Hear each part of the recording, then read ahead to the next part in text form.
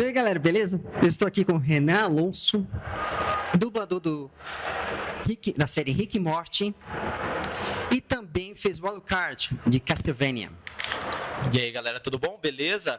Esses dois personagens entre vários outros, é isso aí. Ai, caramba! Perfeito. Aí, vamos entrar a discutir muita coisa sobre esse trabalho e muitos assuntos. Então, roda a vinheta.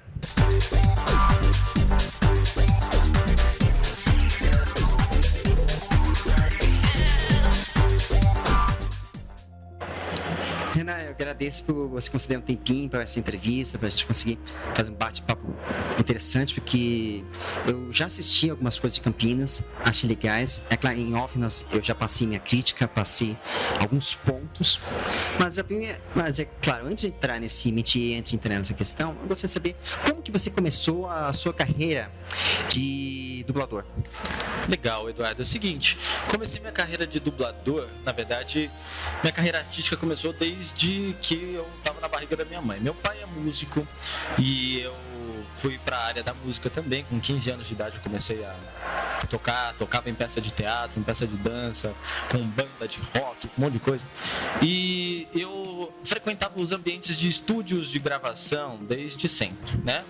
E só que mais ou menos em 2012, começou lá em Campinas a ter uma movimentação em relação à dublagem e tudo mais. Eu trabalhava num estúdio que era um estúdio de publicidade, né, que fazia spot, jingles, trilhas sonoras, locução e tudo mais. Eu não fazia locução diretamente, mas daí comecei até a trabalhar com locução lá também. E aí começou a pintar a dublagem lá no estúdio. Quando começou a pintar a dublagem, eu trabalhava como técnico lá no estúdio, então eu comecei a atuar na parte técnica, né, da dublagem. E eu fui vendo que aquele mercado era um mercado sensacional, né? É um mercado sensacional, né? Muito interessante, você lida com diversos materiais, diversos produtos, muita informação, e isso me encantou muito. Como eu já tenho essa verve artística desde criança, fui muito interessado pela área e no final das contas fiz um curso de teatro, né? Consegui meu DRT e aí eu pude começar a exercer a profissão como dublador, né? E a partir de então, além de exercer a função como dublador, também coordeno a produção lá, né? Eu assino algumas direções artísticas, faço esse tipo de trabalho lá na Dubbing Company de Campinas. Interessante. Bom, agora o seu trabalho mais recente, que está ganhando bastante notoriedade, é o Rick e Morty. Eu vi algumas entrevistas e vi algumas questões. Você sabe como que se deu para poder fazer todo esse processo seletivo até chegar ao resultado atual? Legal. Bom, o Rick and Morty, na verdade, é um trabalho até que não tão recente, né? Porque teve várias coisas, porque você vai produzindo várias coisas, mas com certeza, assim, sem sombra de dúvidas, o Rick and Morty foi o que está sendo o maior, né?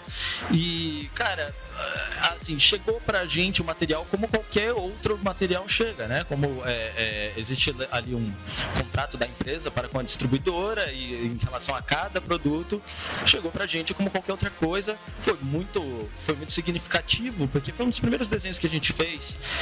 Tô até tentando lembrar, não foi exatamente o primeiro. A gente tinha feito outros desenhos também. Tem um Luke, um desenho infantilzinho da Netflix, Kong também da Netflix. E aí chegou o Rick and Morty. E, cara, foi muito substancial, assim, tipo, para todo mundo foi um grande aprendizado, porque a gente teve que lidar com muita coisa que a gente até então não tinha lidado. A empresa é nova, né? Eu trabalho com dublagem como dublador há cerca de 2 anos, não sei de cabeça, eu sou ruim de data. E a empresa, a Dubbing Company, existe há uns 4 anos. Começou com reality shows, documentários, né? Coisas que são até, vamos dizer, é uma matéria-prima um pouco mais simples de lidar, né? Quando você começa a entrar nas obras de ficção, você tem vários fatores que são muito mais complexos de lidar do que o reality show, né? E pra gente foi um grande desafio e um grande aprendizado fazer Rick and Morty. Foi muito legal. Foi meu primeiro protagonista de uma obra ficcional. E deu certo, né? Foi legal, né? A gente conseguiu aprender, né, com como funciona isso, né? Tanto pro desenho animado quanto pro live action, né? É claro que os desenhos animados, pra dublagem, é um carro-chefe, né? Então todo mundo adora desenho, dublagem, pô, sensacional. Quando chega live action, ninguém fala, né? Ninguém quer saber de live action. É engraçado, a não ser aqueles que marcaram muito, né? Você pega o Grinch, por exemplo, o Jim Carrey, o Briggs dublando o Jim Carrey, pô, você é genial, cara. Então, faz isso também. Acho que faz até mais live action do que desenho e anime, né? Mas faz parte da coisa toda. E é legal também essa notoriedade que se ganha por fazer isso. E óbvio que vem grandes poderes, trazem grandes responsabilidades, né? Então, é claro também que pela empresa ser uma empresa jovem de mercado, lógico que nem todos os profissionais só têm 2 anos, 5 anos de experiência. Ennio Vivona, por exemplo, um dublador que tem mais de 10 anos de experiência só com dublagem. Thiago Guimarães também tem mais de 10 anos de experiência só com dublagem.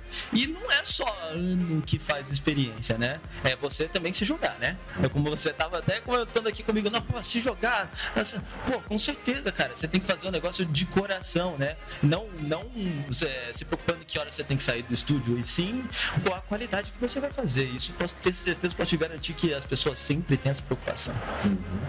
Sim, e eu percebi isso. Tanto que, até inclusive, no projeto, vocês conseguiam fazer adaptações muito interessantes, colocando, é claro, um pouco da linguagem brasileira, né, das gírias, até mesmo do que a gente não tá. Eu não tô tão acostumado a ver, que é palavrão, que é uma coisa que a gente sabe, complicada por conta da censura brasileira, da censura cultural brasileira. Gostaria que você comentasse sobre essas questões. Cara, são questões que, vamos dizer, são detalhes da dublagem, porque o grosso mesmo não é nem só a adaptação. A adaptação faz parte, vamos dizer que é o glacê e a cereja do bolo, né? Mas tem toda outra estrutura que é qualidade técnica de gravação, né? Qualidade artística de gravação, né? Você ter boas interpretações, né? E tudo isso traz torna consolidado o trabalho, né? Torna o trabalho sólido. Não adianta você fazer um puta bolo bonito, aí no final das contas você vai comer o bolo, a massa tá estragada. Não adianta nada, né? Então precisa ter todo esse tipo de preocupação. E quando você tem isso sólido e você começa a trabalhar justamente as adaptações e elas fazem o seu papel positivo, significa que o negócio está dando certo. Para fazer uma boa adaptação, cara, você tem que ter muito cuidado, muita cautela. Eu acho que é até mais cautela do que o próprio palavrão. Porque o palavrão, o original já tem. E o original tem bip, né? Quando você fala palavrão, não dá pra falar filho da p, né?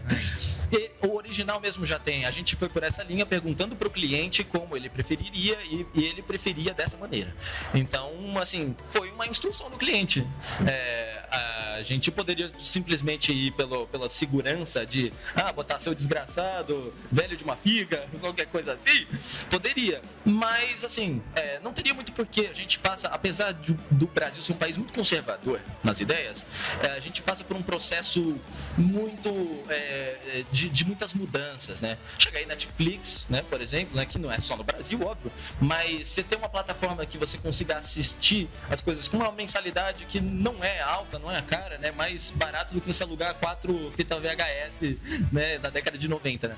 Você ter tudo isso à sua disposição faz com que você acabe tendo mudanças de comportamento no broadcasting, né, na transmissão das coisas. Então, se você for ver, tem bastante programas hoje em dia que tem palavrão na dublagem, né? Até programas que passam na própria televisão, né?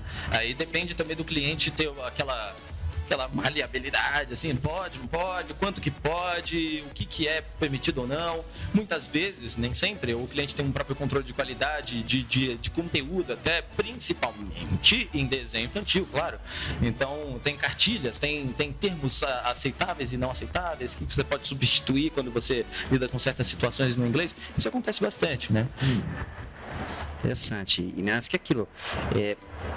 Isso que é interessante, né? Essas, vamos assim, instruções, porque afinal de contas, quem realmente coordena de verdade, quem define as regras é o cliente. Exatamente. Porém, nem sempre o que o cliente pensa, às vezes atinge o público, que pode acontecer esse problema. Isso é possível. E tanto por uma escolha de cliente, quanto por uma questão de execução mesmo. Então, isso pode acontecer sem sombra de dúvidas. Às vezes o cliente pensa numa estratégia e essa estratégia não é bem executada, né? Mas assim, existe toda uma cadeia para isso, né? Toda uma cadeia. A dublagem é um processo de localização. O processo de localização é um dos processos, vamos dizer, a ponta do iceberg, né? Todo o processo de produção da série, todo o processo de marketing envolvido, de publicidade e tudo mais, é uma cadeia até muito maior do que a própria localização. E olha que a dublagem tem um papel de responsabilidade muito grande, enorme, né? Sua voz está impressa lá, não é só que sua voz está impressa lá, mas está impressa lá falando aquelas coisas, né? Seguindo o propósito daquelas coisas. A gente até assina um contrato que é o contrato do diabo, né? Você assina lá, ó, sua voz vai ser veiculada em todas as mídias inventadas e não inventadas do universo. Isso está escrito no contrato. Num período de tempo indeterminado. Você fala, pô, cara, tipo, tô recebendo aqui meu cachê. Beleza, o cachê de dublagem é legal, cara. Tipo, se você trabalha com dublagem ativamente, você consegue ter uma vida legal. Mas, tipo, chega até a ser meio, pô, minha voz tá ali, vai passar, tipo, em 1 milhão de canais a hora que quiserem. E no final das contas eu vou ganhar só aquele cachê, a porcentagem ali dos direitos conexos, da venda dos direitos conexos. Tipo, esse é o tipo de coisa que realmente eu acho que precisa se conversar para tentar ver uma maneira de viabilizar isso para a categoria, né? Só que ao mesmo tempo não é culpa do estúdio. Isso não é culpa do estúdio. Isso é culpa do molde industrial que a gente tem da indústria do entretenimento. Então, assim, é uma discussão gigantesca e que, assim, nem adianta a gente ter uma super hiper ultra opinião formada sobre isso, porque não vão dar voz pra gente aqui agora. Isso tem que ser discutido justamente pela categoria, né? Esse tipo de conversa que traz justamente benefícios, né? Sim. Chega, na verdade, um consenso. Sim. Um senso comum, na verdade. Tem que gerar. E isso é uma coisa que eu concordo plenamente. Tem que haver, na verdade, uma espécie de mediação em todas as categorias. Né? Porque, se não tem um senso comum, como vai chegar a um acordo? Como vai chegar a uma proposta final? Sim. Aí, bom, agora vamos entrar numa questão um pouco mais complexa, que nós, inclusive, discutimos em off, que é a questão das críticas. Eu já dei minha crítica aqui pessoal a respeito do projeto Castlevania. Também nós tivemos Kurama Kuro, que vocês dublaram. Teve outros animes, outros projetos que foram legais, foram interessantes. Principalmente o Rick and Morty, que ganhou realmente, explodiu pra caramba. E eu gostaria de saber como vocês lidam com isso, né? Que a gente sabe. O cliente, no caso o público, ele geralmente tende a reclamar diretamente para vocês. Sim. Não a empresa. Aí eu gostaria de ver sobre essas questões. Cara, crítica existe no trabalho de qualquer pessoa. Se você, tipo, trabalha como vendedor, como se você trabalha, tipo, como caixa de supermercado, se você trabalha como motorista de Uber, você vai ter avaliações positivas e negativas, né? Vamos dizer até o exemplo do motorista de Uber, vai ter avaliações positivas e negativas. Por que essas avaliações existem? Até para ter um controle de qualidade, né? Do próprio sistema, seja lá qual sistema ele for. Então, crítica existe. A gente tem que saber lidar com elas. No caso da dublagem, como eu cheguei a comentar, eu comentei aqui na entrevista agora que pô, live action, ninguém tá muito nem aí e tal, não sei o quê. No geral, o brasileiro já tem esse costume de criticar a dublagem, no geral. Porque, não, dublado, eu prefiro legendado e tal, não sei o quê. Na verdade, a maior questão de estudo, a maior parte das pessoas prefere dublado. Só que o que você mais ouve das pessoas falando, das pessoas reclamando. Quem gosta, dificilmente vai lá atrás e falar, uhul, adorei, tá, não sei o quê, a não ser que seja ficcionado da área. Quem gosta vai assistir, beleza, passa pro próximo. Porque faz parte do processo. O foco do produto não é a dublagem. A dublagem é importantíssima, fundamental. Mas o foco não é a dublagem. O foco é o conteúdo. Então, se você tem críticas da dublagem, essas críticas elas podem ser realmente críticas muito relevantes, que sirvam para realmente se ter resultados melhores, né? Pessoas realmente preocupadas com uma questão de qualidade, mas você também tem muitas críticas destrutivas críticas de pessoas que estão relacionadas à área e não conseguem concordar, não conseguem até ter a noção de que, assim, existe um grande processo de mudança, que é as coisas, as produções de dublagem, tanto de dublagem quanto até de conteúdo próprio, nacional, né? Elas não ficam só localizadas no Rio de Janeiro e em São Paulo, né? Isso é uma verdade. Faz mais de 30 anos que existe o mercado de Miami. Mais de 30 anos. Estou dizendo se é bom ou se é ruim, não é isso que eu estou falando. Estou falando que existe há mais de 30 anos. Então, assim, não tem como você lidar com essa situação falando que tudo que vem desses lugares, né, de Campinas, de Miami, tem Belo Horizonte, Porto Alegre, Caracas, Los Angeles, Lisboa. Descobri que tem estúdio de dublagem para português brasileiro, tem em Lisboa também. Então, é um processo, um mercado que, assim, saiu da mão daquelas pessoas que sempre trabalhavam com aquilo. Isso tem seus pontos positivos e seus pontos negativos. A gente tem que saber ponderar os pontos positivos e negativos. Ambos existem. Então, assim, é difícil você chegar com esse argumento, com essa coisa na cabeça, essa coisa incomodada no coração, e a partir disso tendenciar pessoas para que analisem negativamente o trabalho de alguém. Calma. Vamos assistir, vamos falar. Pô, isso eu gostei, isso eu não gostei. Entendeu? Então, assim, existe muita crítica ao nosso trabalho, sim. Boa parte dessas críticas são críticas relacionadas a isso que eu acabei de falar. Então, assim, estamos super de ouvidos abertos, porque, assim, eu me entrego sempre quando eu vou fazer uma produção. Quem trabalha comigo sabe disso. Você assistiu a minha palestra, eu acredito que você tenha tido essa percepção. Se você não teve, não tenho como dizer se você teve ou não, mas pelo que você demonstrou conversando comigo, parece que sim. Então, assim, todo mundo precisa melhorar, todo mundo precisa aprender. Ao mesmo tempo, não estamos fazendo um trabalho só de aprendizado. Se fosse um trabalho só de aprendizado, o Rick and Morty, que explodiu, ia ser uma enxurrada de críticas negativas. Não foi. Não foi. Tem outros trabalhos também que eu vejo muitos elogios. Tem críticas no meio também, mas tem muitos elogios. Então, assim, cara, lidar com esse fator. Existe essa grande coisa. Eu sou Renan Alonso, dublador de Campinas, São Paulo. Eu sou vidraça, porque eu sou novo, entendeu? Eu sou novo de idade, eu sou novo de mercado. Mas, cara, tamo aí, tô fazendo palestra, tô fazendo entrevista, que maravilha. Eu só tenho a agradecer as boas energias que isso está acontecendo, e também eu quero dedicar o máximo possível, eu sempre dedico o máximo possível para que o trabalho que eu faça seja um trabalho que agrade pelo menos a maioria das pessoas. Sim, e eu percebi isso, tanto que aquilo, eu aposto as minhas fichas na dublagem de Campinas. É claro, a gente não pode ficar só em eixo Rio e São Paulo. A gente sabe que tem muitas vozes aí no país, muitas, com potencial e tem talento, e que são desperdiçadas. Uma coisa que eu vi na palestra, eu acompanhei, eu percebi isso. Você comentou a questão do sucateamento. Alguns pontos, eu concordo, você falou bem claro. Infelizmente, o que está sendo sucateado não é a questão de... você apontou agora. Não é uma questão... a dublagem é ruim porque está mal interpretada. Não. É a falta de oportunidade. Tá? Infelizmente, atinge milhões de brasileiros. Nós estamos aqui tendo 14 milhões de desempregados. A gente tem muitos talentos aí que são colocados em uma área que não é que eles realmente se sentem bem. E para piorar, acaba fazendo por necessidade. E isso é uma coisa perigosa. Muito perigosa.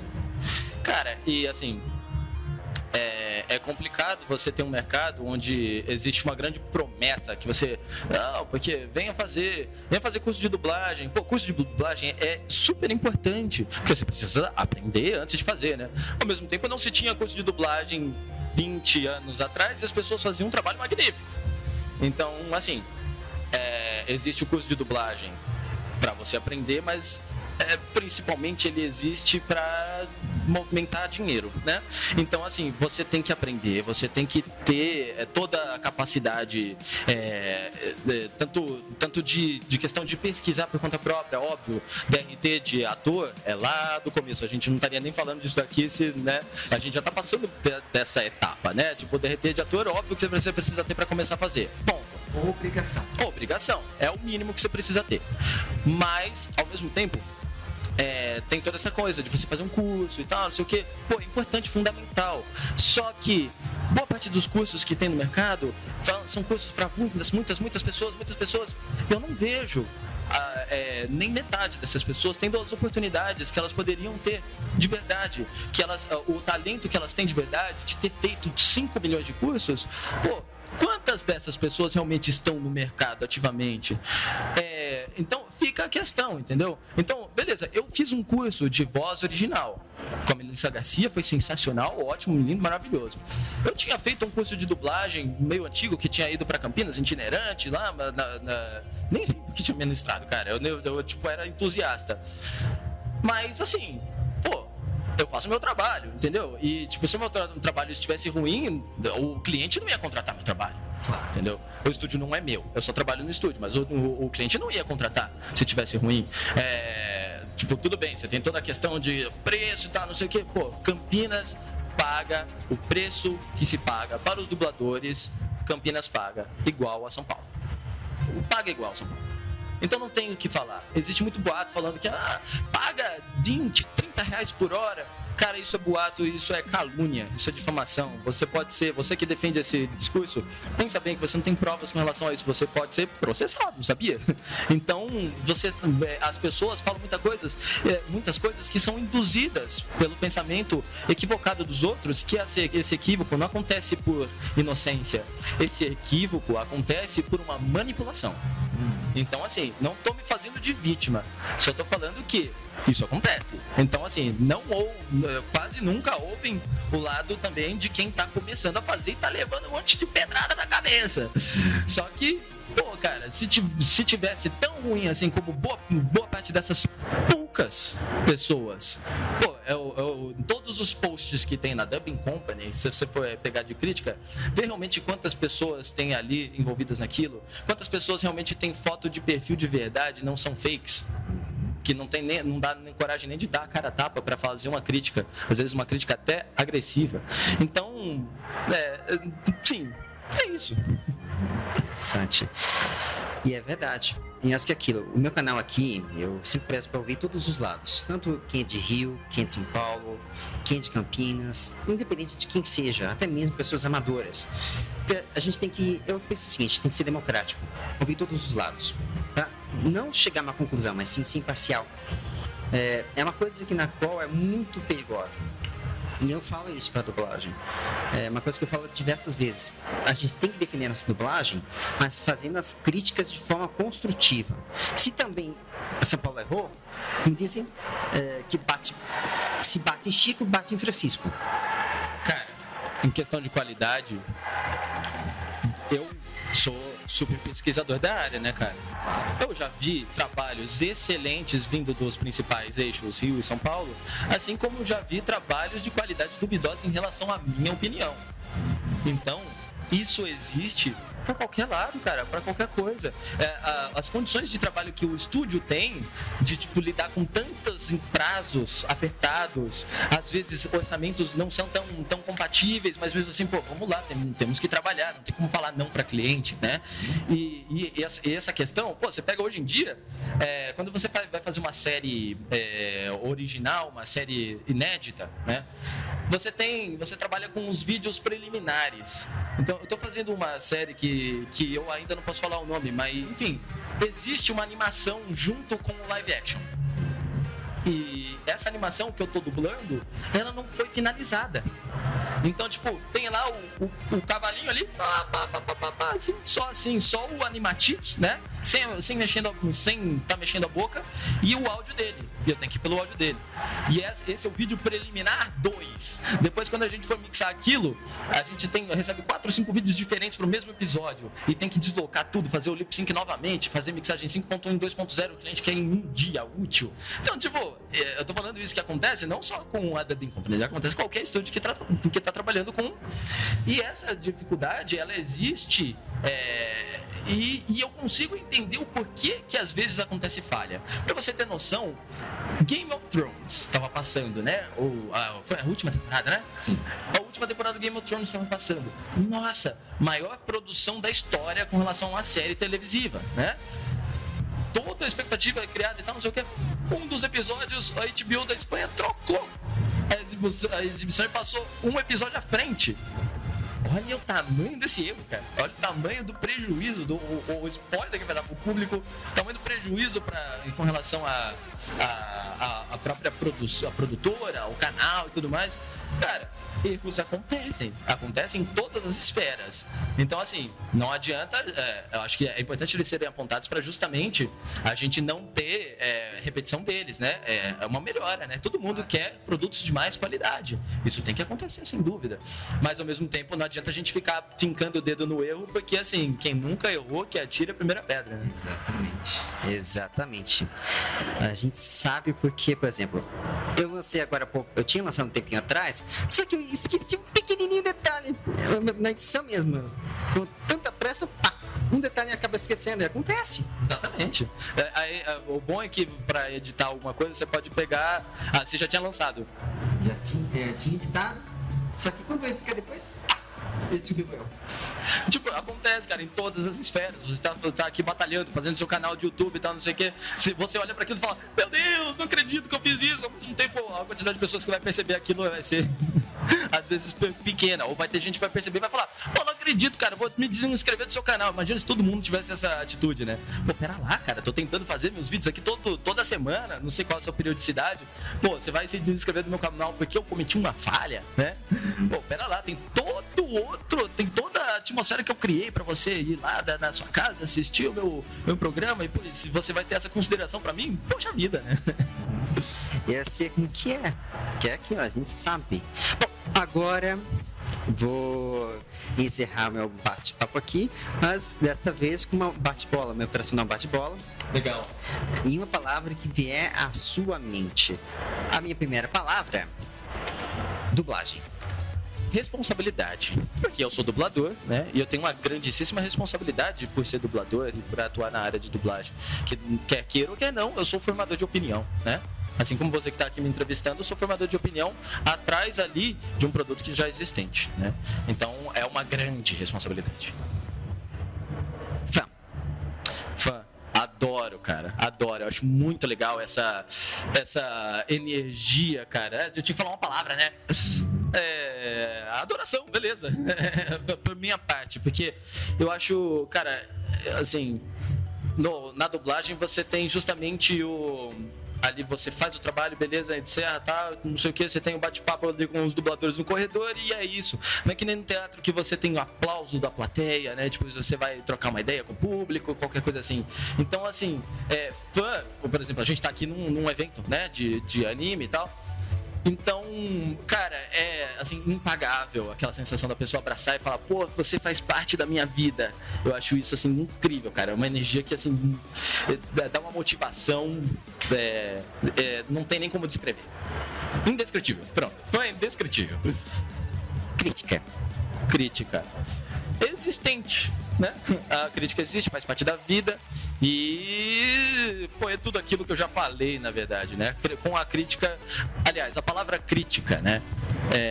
Quem critica é crítico, mas criticar tem crítica positiva e negativa, tem crítica destrutiva e construtiva. Então, existente, faz parte da vida. E por fim, mas não menos importante, Rick e Morty. Amor à primeira vista. Ai, caramba, gente! É isso, amor à primeira vista. Ponto. Ótimo. Bom, Para poder encerrar, eu gostaria que você deixasse suas considerações finais para a galera, o público que está assistindo em casa, para todos que acompanham seu trabalho, acompanham a dublagem brasileira. Legal. Gente, vivam suas vidas da maneira que vocês vivam. Tenham uma coisa em mente: respeito. Respeito precisa existir no coração de todo ser humano, gente. Não queiram o mal, não queiram isso, tipo, queiram só o bem, queiram fazer a vida de vocês, trilhar o caminho de vocês sem precisar passar por cima de ninguém. Eu acho que isso é fundamental pra gente não ter até uma coisa que a gente vive hoje em dia, um grande perigo, que é um discurso fascista, né, cara? De ditar como cada um deve se comportar, como cada um deve se agir. É engraçado isso acontecer com um período que a gente vive de tanto acesso à informação. Eu acho que falta ter pessoas que consigam guiar essas... Mentira, não falta nada. Tem gente que consegue guiar, sim, guiar pessoas para caminhos que sejam muito legais. Só que ao mesmo tempo você tem que perceber que essas pessoas são guias. Você não pode ter uma opinião que seja de outra pessoa. Você tem que construir a sua própria opinião. Isso é fundamental. Construa a sua própria opinião. Ouça, sim, quem quer dizer alguma coisa para você, mas chegue você mesmo, raciocine e tenha a sua própria conclusão de qualquer coisa, tá? Então, tipo, seja para você querer trilhar seu caminho, para você ter em relação à profissão, em relação a um relacionamento, para qualquer pessoa que você queira, tenha respeito e amor no coração. Perfeito. Bom, esse aqui é o Renan Alonso. Pode ir para poder finalizar. Uma coisinha. Instagram, Renan Alonso, né? Mas Renan Lon, Renan Alonso meu nome. Renan Lon, @Renan Lon. Tem o meu Instagram, que, sim, é só meu Instagram, tá? Tipo, o Instagram de qualquer um é que nem um Instagram de qualquer outra pessoa, tá? Pode ser uma pessoa famosa, não famosa. É o Instagram. Se você quiser me seguir lá, me segue. Valeu? E vou deixar aqui embaixo na descrição os links que ele citou da Dubbing Company, inclusive do seu Instagram. Valeu. Obrigado, gente. Grande abraço, Eduardo. Obrigado. Eu que agradeço. E dá uma palhinha aqui pra galera de dois personagens marcantes: o Rick e o Alucard. O Morty, né? É que eu falo o Rick bastante, que até confunde. Você não é o primeiro, cara. Quando eu chego no meio das palestras, eu tenho, faz a voz do Rick. Não, eu não faço a voz do Rick, cara. Eu faço a voz do Morty. E aí, quando eu vou contracenar com algum vampiro, você tem que tomar um pouco de cuidado, cara, porque ele pode ser bastante agressivo. Valeu, obrigado, viu? Eu que agradeço.